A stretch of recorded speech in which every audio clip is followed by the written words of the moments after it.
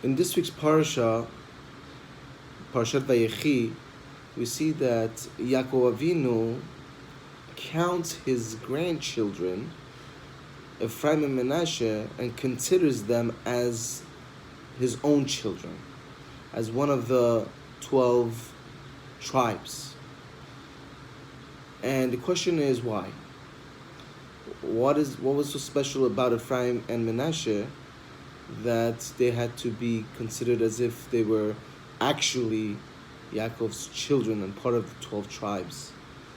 So Rav Moshe Feinstein says that the special thing about Ephraim and Menashe, the grandchildren of Yaakov, were the fact that everything that Yaakov taught to Yosef, his son, was transferred to Ephraim and Menashe. All the values, all the training, all the chinuch, the same way that Yaakov gave over to Yosef, the same way Yosef gave over to Ephraim and Menashe. Ephraim and Menashe were able to stay in Egypt, be present in the immorality of Egypt, and stay righteous. Right? How did that happen? It happened because Yosef, everything he learned from Yaakov, whatever he learned from Yaakov, he was able to give to his children. So in a sense, Yaakov was saying, as the pasuk says Moshe, it says, now the two sons that are born to you in Egypt, before I come to you, right? Before I came to Egypt, you were able to transfer everything I taught you to them, unadulterated, straight values that I taught you. You were able to give over before I came to Mitzrayim, right? So lihem, the pasuk says, that they're the effects of my training on you, right? I did a good job on you because I was able to train you. I was able to mechanech you. I was able to give you the morals and the Torah and the commandments for you to transfer over, and you were able to do so.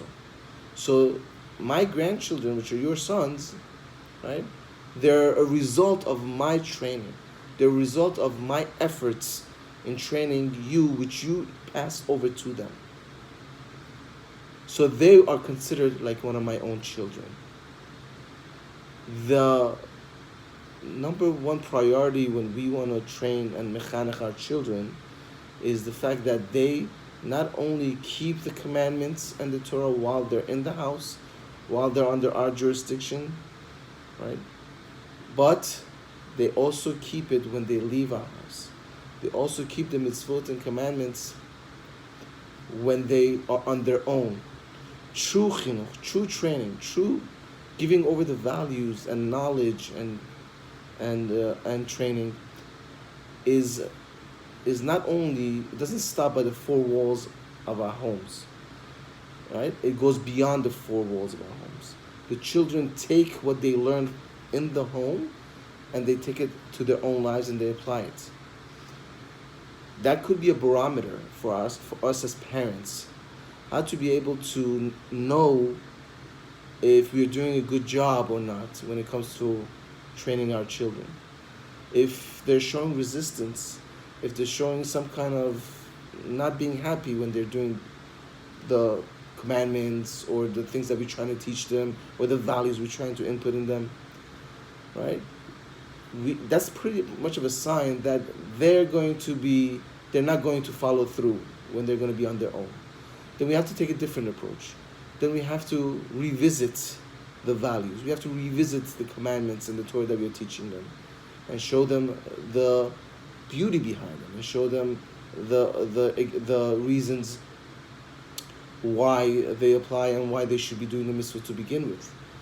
So that when they leave our homes, when they go to their own lives, and when they go into the world, they'll be able to carry the mitzvahs with them.